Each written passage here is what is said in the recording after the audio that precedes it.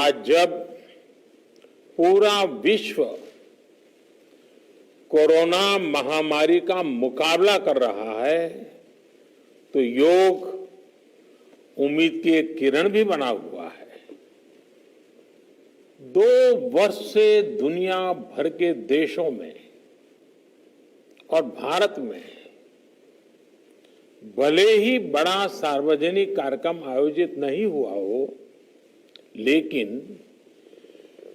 योग दिवस के प्रति उत्साह जरा भी कम नहीं हुआ है।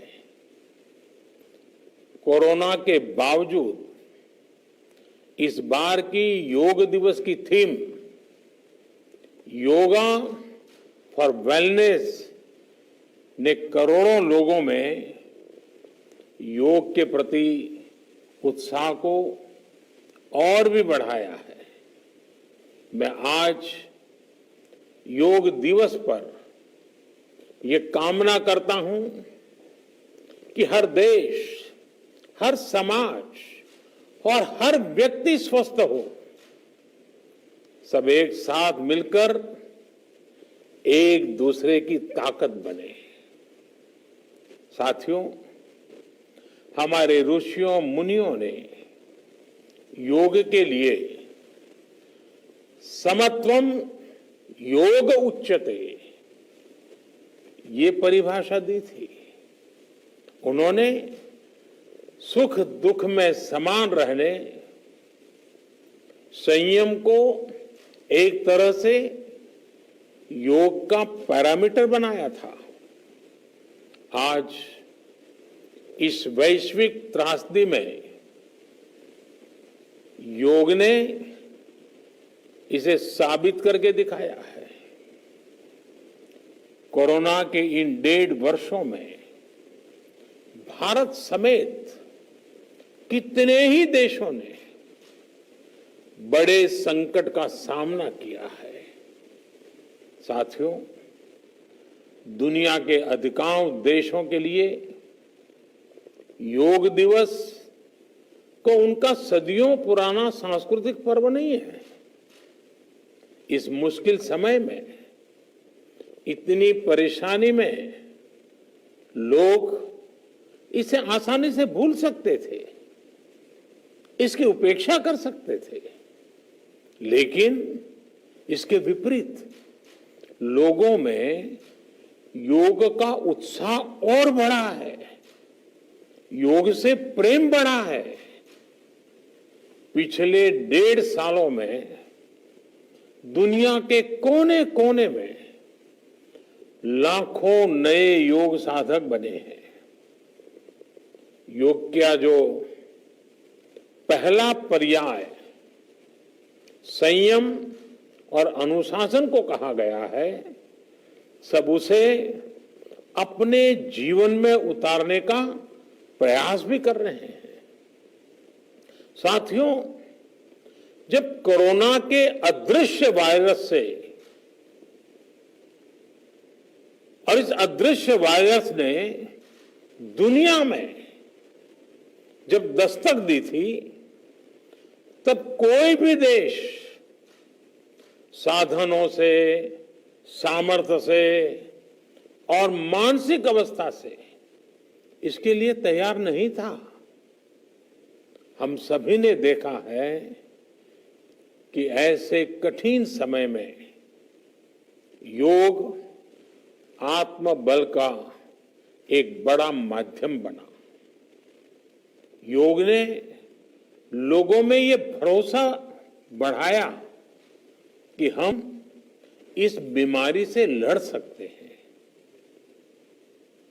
मैं जब फ्रंटलाइन वॉरियर्स से, डॉक्टर से बात करता हूं, तो मुझे बताते हैं कि कोरोना के खिलाफ लड़ाई में उन्होंने योग को भी अपना सुरक्षा कवच बनाया। डॉक्टरों ने योग से खुद को भी मजबूत किया और अपने मरीजों को जल्दी स्वस्थ करने में इसका उपयोग भी किया।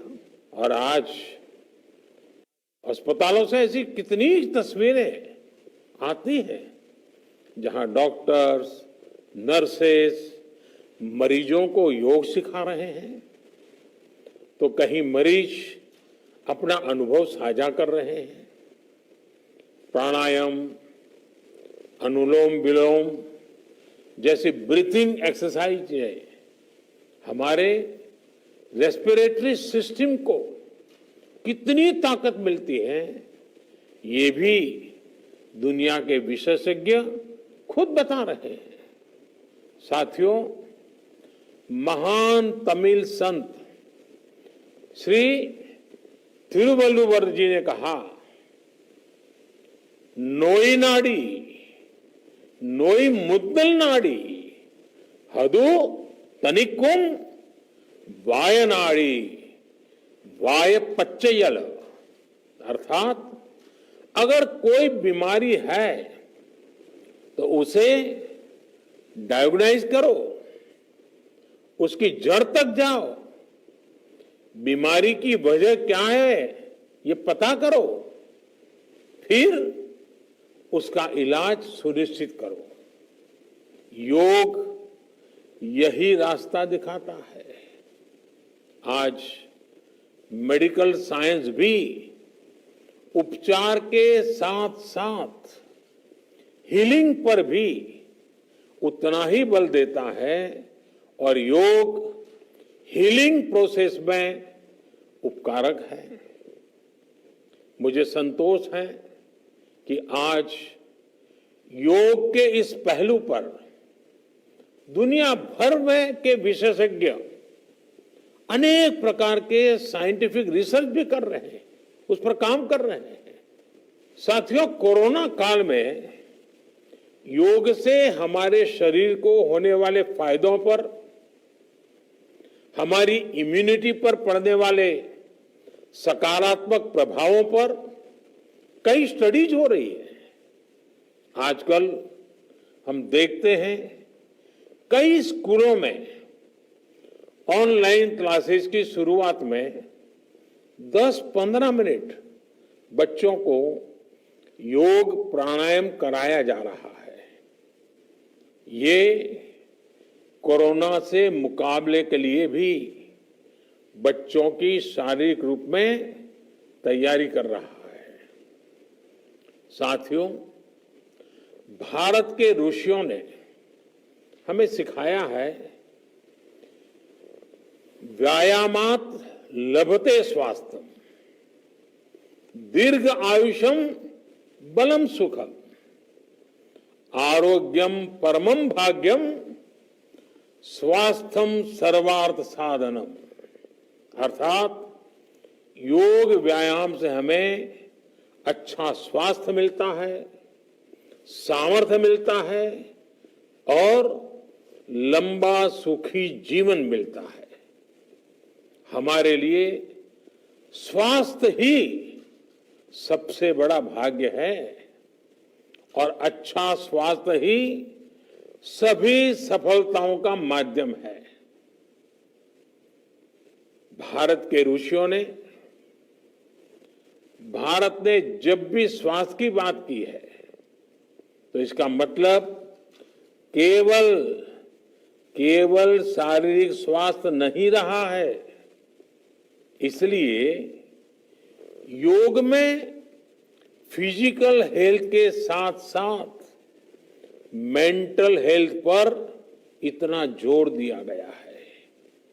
जब हम प्राणायाम करते हैं, ध्यान करते हैं, दूसरी यौगिक क्रियाएं करते हैं, तो हम अपनी अंतर चेतना को अनुभव करते हैं। योग से हमें ये अनुभव होता है कि हमारी विचार शक्ति, हमारा आंतरिक सामर्थ्य इतना ज्यादा है कि दुनिया की कोई परेशानी, कोई भी नेगेटिविटी हमें तोड़ नहीं सकती। योग हमें स्ट्रेस से स्ट्रेंथ की ओर और नेगेटिविटी से क्रिएटिविटी का रास्ता दिखाता है। योग हमें अवसाद से उमंग और प्रमाद से प्रसाद तक ले जाता है।